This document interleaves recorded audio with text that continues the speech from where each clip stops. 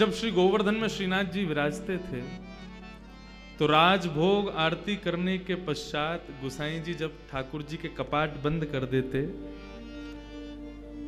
दो भावों से राजभोग आरती के बाद कपाट बंद किए जाते हैं। ठाकुर जी की इच्छा हो तो गौचारण को चले जाओ, सामने गैया छड़ी आदि सब रख दी जाती है, और यदि ठाकुर जी आप श्रमित हो तो सो जाओ, थोड़ी देर आराम कर लो। आज ठाकुर जी थोड़े श्रमित थे।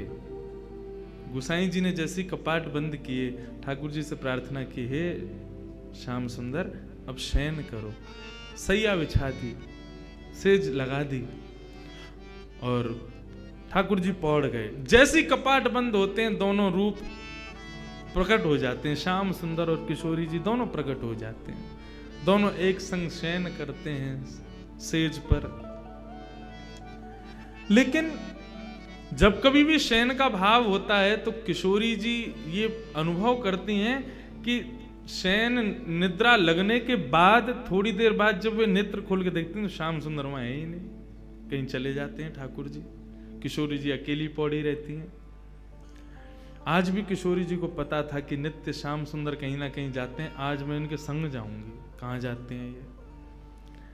आज जैसे ही पौढ़े दोनों और ठाकुर जी नेत्र बंद करके यूं दिखावे कि मैं सो रहा हूं। किशोरी जी ने भी आज नाटक किया सोवे को। जैसे ही कन्हैया ने देखी कि किशोरी जी सो गई तो उठ करके ठाकुर जी सहज रह करके जैसे ही चलवे लगे, किशोरी जी उठ के बैठ गई। कहां जा रहे हो? पीछे देखी श्याम सुंदर ने प्रणाम किया, बोले किशोरी जी आप विराजो, आप शयन करो, मैं अभी आऊं। बोले अभी की नहीं, आप रोज कहीं ना कहीं जाओ। कहां जाओ मुझको सही सही बताओ। ठाकुर जी बोले एक भक्त है, वासों मिलवे जाऊं मैं। कौन सा भक्त? बोले आपको स्मृति में हो तो निवृत्त निकुंज की लीला में जब हम दोनों रमण कर रहे थे तब एक मेरो प्रिय भक्त उद्धव मेरे दर्शन के काजे आयो। ललिता विशाखा दोनों ने वासे मना करी कि निवृत्त निकुंज में दोनों श्यामा श्याम लीला कर रहे हैं, भीतर प्रवेश मत करियो उद्धव। भीतर हम लोगों को भी प्रवेश नहीं है तो तुम तो बिल्कुल ही मत करना। लेकिन उद्धव ने उनकी बात नहीं मानी और उद्धव भीतर प्रवेश कर गए। तो जैसे उद्धव प्रवेश किए तो ललिता विशाखा में से किसी एक ने श्री उद्धव जी को श्राप दे दिया। तुम हट करके भीतर जा रहे हो ना, हमारी बात नहीं मान रहे हो। निवृत्त निकुंज है, यहाँ पे कोई प्रवेश नहीं कर सकता, केवल श्याम सुंदर और किशोरी जी रहते हैं, लेकिन तुम हट पूर्वक भीतर प्रवेश कर रहे हो। हम श्राप देती हैं तुम नेत्रहीन हो जाओ, तुमको भीतर कुछ नहीं दिखेगा। भीतर जब उद्धव जी पहुंचे कुछ नहीं दिखा। ठाकुर जी बोल रहे हैं अरे उद्धव तुम कैसे आए, आओ विराजो। उद्धव जी बोले लाल जी आप कहां हो? बोले मैं यहीं तुम्हारे सामने बैठा हूं। उद्धव जी बोले लेकिन मुंह को दिख तो नहीं रहे भगवान। किशोरी जी बोली अरे उद्धव ने ध्यान से देखो, हम सामने ही तो बैठे हैं तुम्हारे। उद्धव जी ने खूब प्रयास किया लेकिन ठाकुर जी नहीं दिखे। यमुना जल से जाकर के नेत्रन को प्रक्षालन किया लेकिन फिर भी ठाकुर जी को दर्शन नहीं भयो।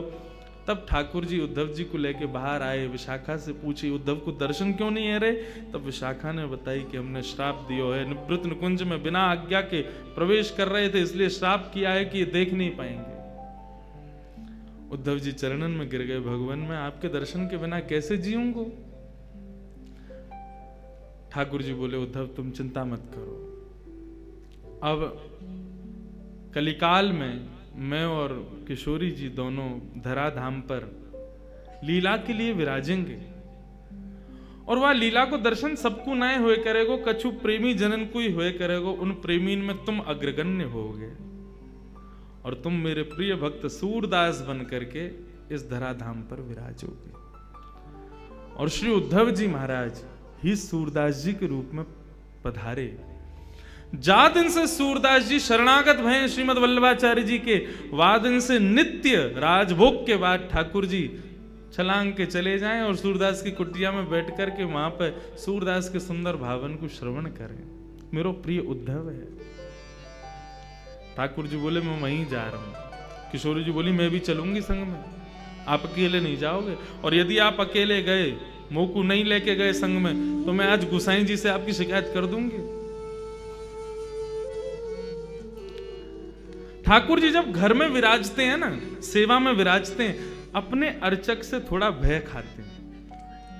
मेरी तो खूब लड़ाई होवे में लाल जी थे, कभी श्रृंगार में अगर विक्षेप है रहे हो, कोई और बात हो, मैं तो डांट फटकार दूं खूब। अरे तो नेह भी तो लड़ा रहे हैं, तो डांटवे को अधिकार भी वही को है जो प्रेम से चर्चा करे।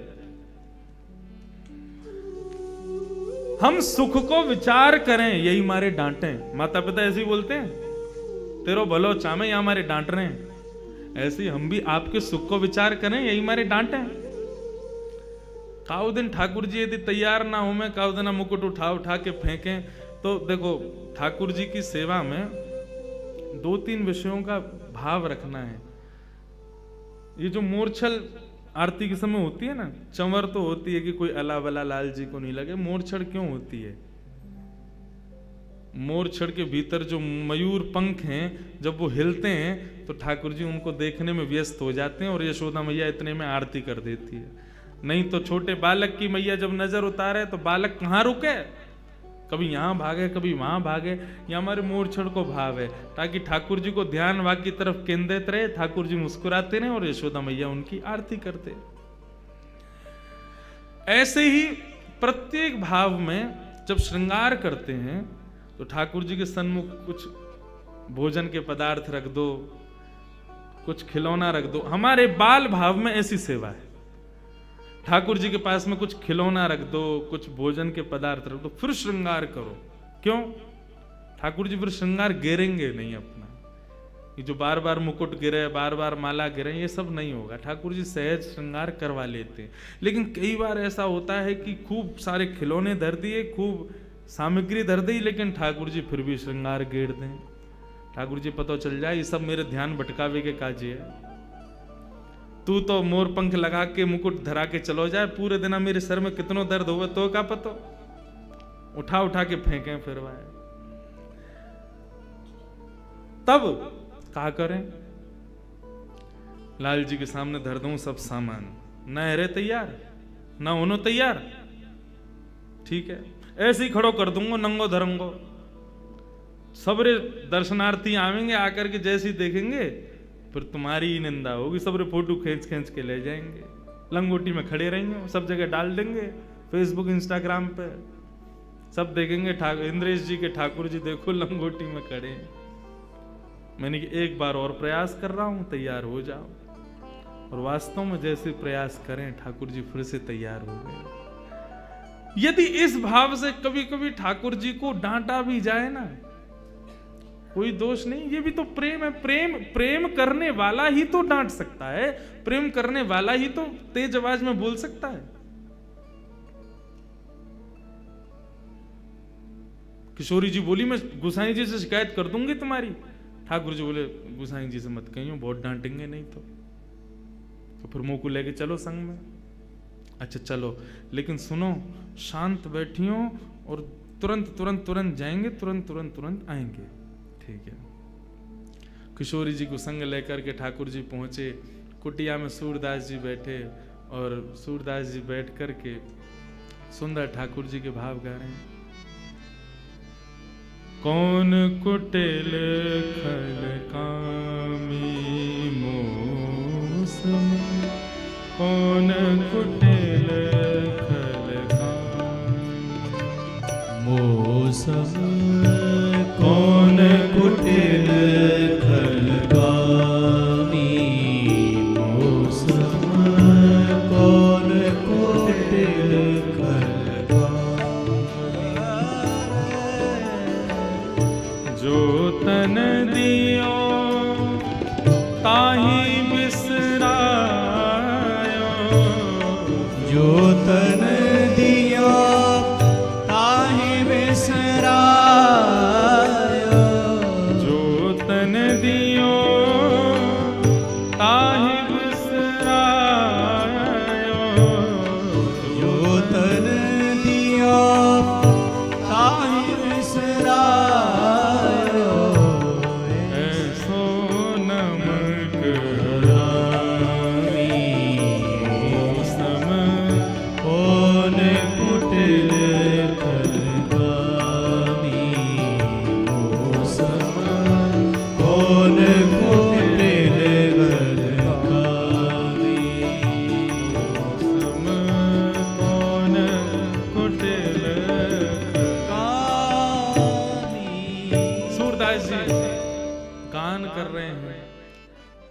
इतने में ही श्याम सुंदर किशोरी जी दोनों पहुंच गए।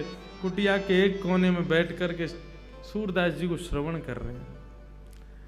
सूरदास जी भाव विभोर होकर के गान करते जा रहे हैं, एक के बाद एक सुंदर सुंदर पदों का, एक के बाद एक सुंदर सुंदर भावों का गान कर रहे हैं। ठाकुर जी श्रवण करके आनंदित हो रहे हैं, लेकिन किशोरी जी तो भाव विभोर हो रही हैं।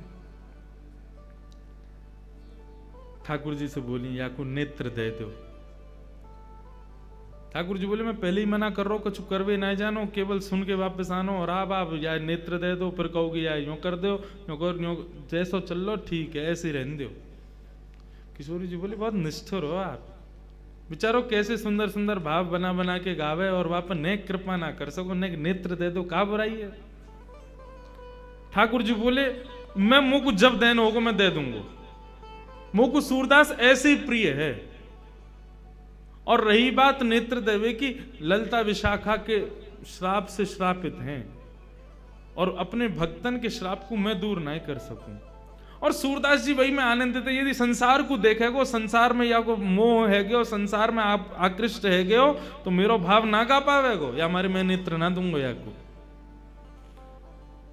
किशोरी जी बोली, तो कछु तो कृपा करो, नेत्र ना दे रहे तो कछु अपनो आलिंगन दे दो, अपने स्पर्श दे दो।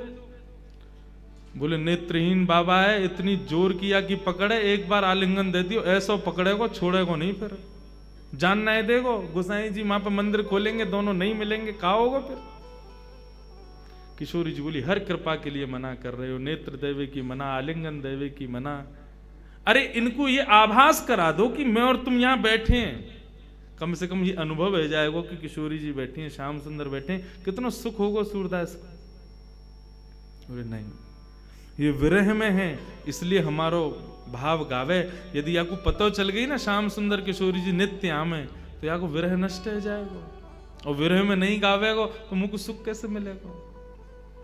किशोरी जी बोली, बहुत निष्ठुर हो आप, कोई भी कृपा कैसे भी है नहीं जाए। लेकिन किशोरी जी के मन में, चल लो मुँह तो कृपा करनी है, कछु तो मैं करके जाऊंगी आज। इतने में सूरदास जी अपनी लाठी उठाई और अपनी कुटिया से बाहर निकलने लगे। जैसे ही जान लगे, ठाकुर जी बोले, चलो श्यामाजू, अब थोड़ी बहुत देर में उत्थापन है व्यवहारों मंदिर में, हम चल के सहज है जाएं। किशोरी जी बोली, नहीं, थोड़ी दूर तक चल रहे हैं। सूरदास जी बेचारे नेत्रहीन, कहीं जा रहे हैं, कहीं गिर आ गए, तो बोले, वो रोज जामे, कहीं ना गिरेंगे, चलो हम चले। किशोरी जी बोली, देखो मैं आई हूं तो नेक देर और मुंह को रहने दो, अभी समय है उत्थापन में, नेक देर विराजने, फिर चल रहे हैं। सूरदास जी के पीछे पीछे किशोरी जी, श्याम सुंदर दोनों जान लगे। आगे गहरो गड्ढा, सूरदास जी जैसी वाकी ओर भरने लगे, किशोरी जी भागी। ठाकुर जी ने हाथ पकड़ा, बोले नहीं। बोले, सूरदास गिर जाएगो। बोले, जो होगो सब उचित होगो, आप श्रम मत करो, आप जबरदस्ती मत करो। और देखते ही सूरदास जी वहां में फिसल गए, रिपट के नीचे चले गए।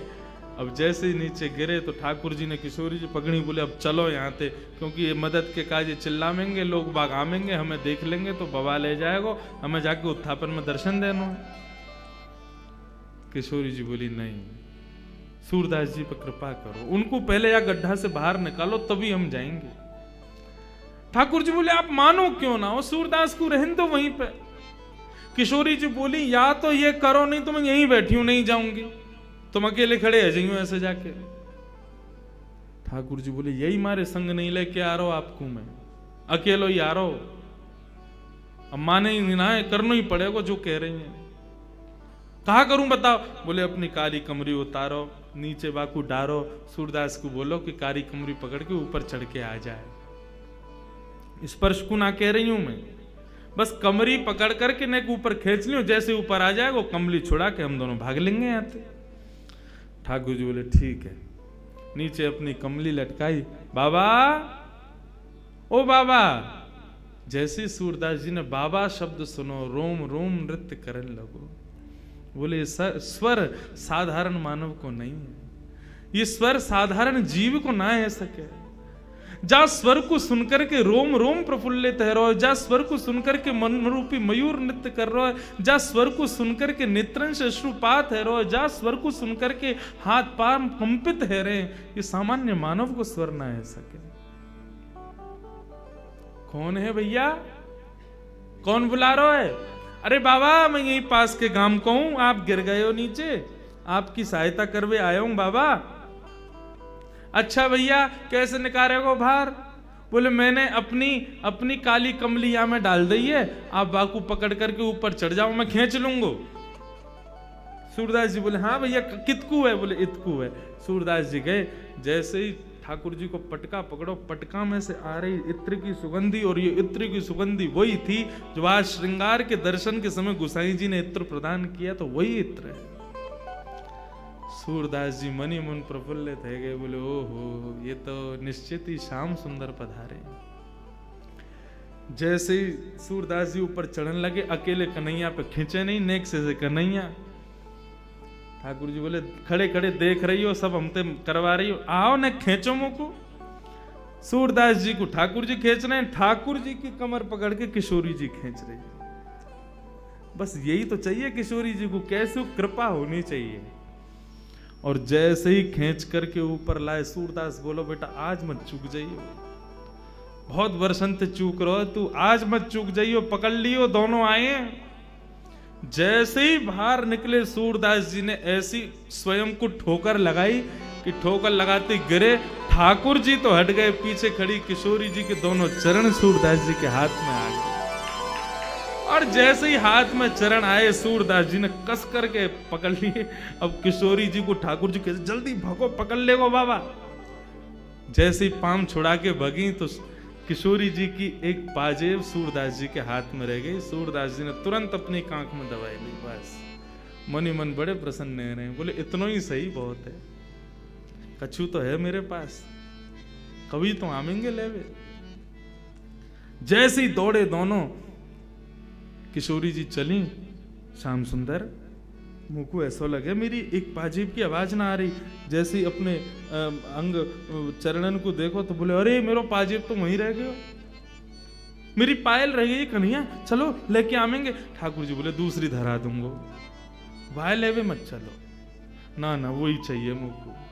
अरे वो साधारण ना है, मेरी सखी सहचरीन ने कैसी मिन्नत करके कैसी मेहनत करवा करके बनवाई, और मुंह को बहुत प्रिय, वही चाहिए मुंह को।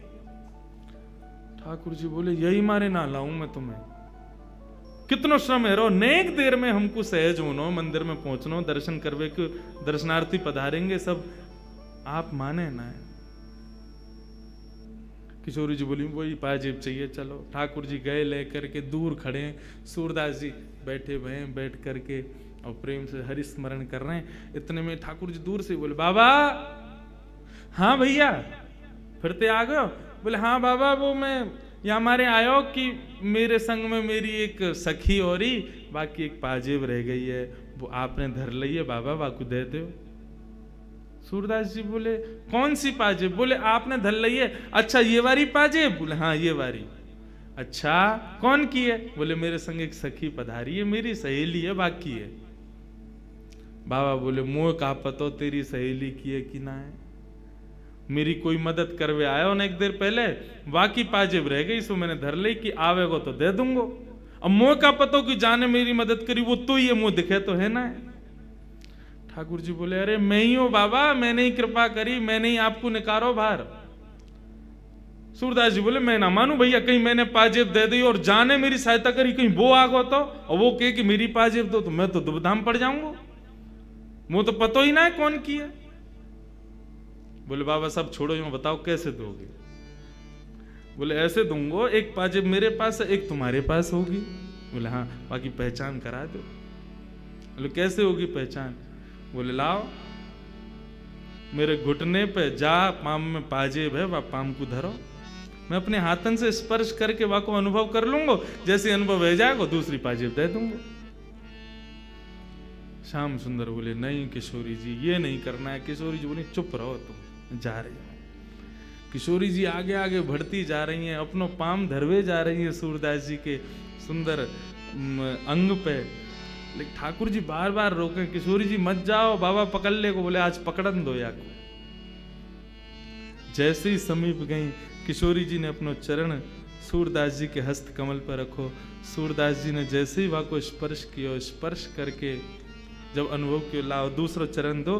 दूसरा चरण लेकर के सूरदास जी ने अपने हाथन से पाजे पहना करके दोनों चरणन को पकड़ करके और अपने हृदय पर रख लिया। बोले अब नहीं जाओगे आप, अब नहीं छोड़ूंगा, अब यहीं रहोगे, मेरे पास ही रहोगे, मेरे संग ही रहोगे, और जाओगे तो मुझको संग लेके जाओगे, मैं जानू आप कौन हो।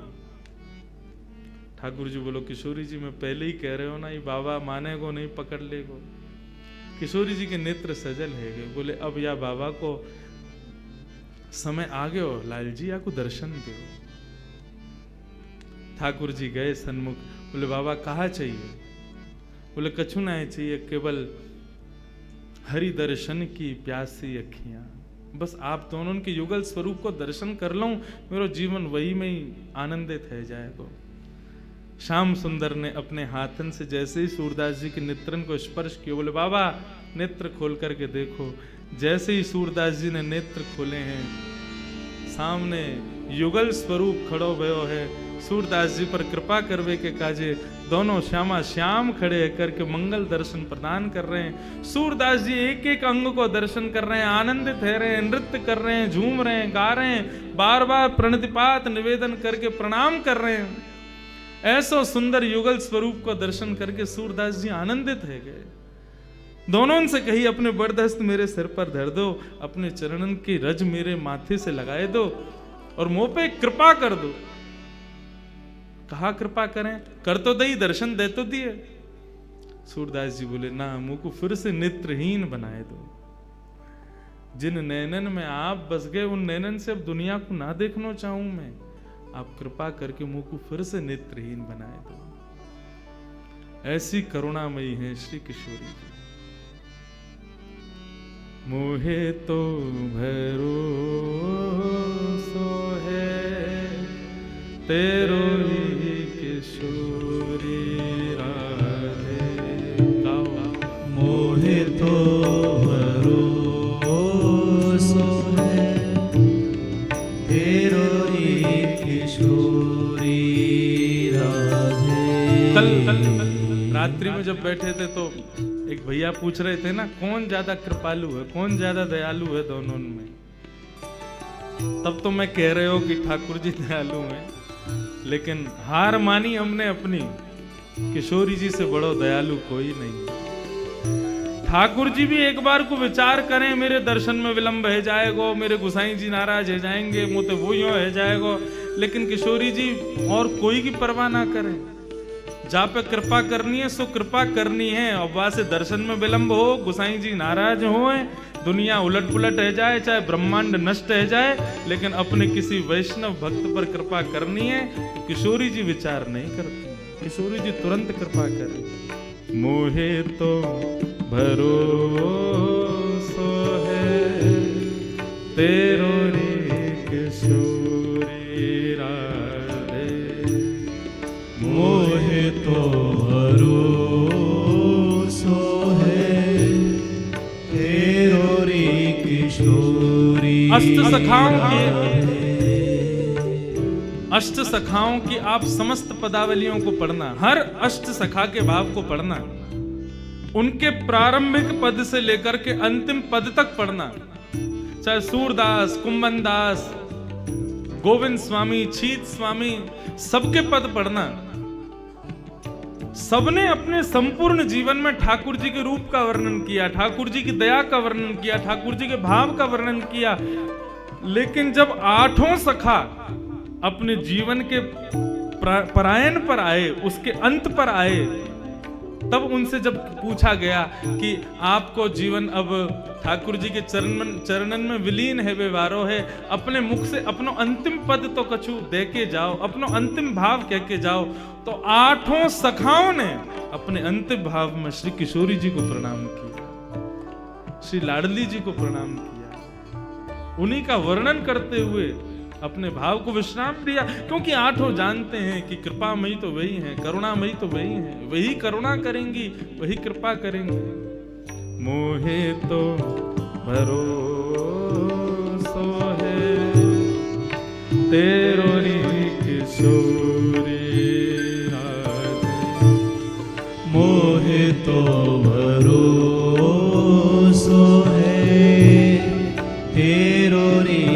किशोरी राधे। मुक्ति भुक्ति नामागत केवल, मुक्ति भुक्ति नामागत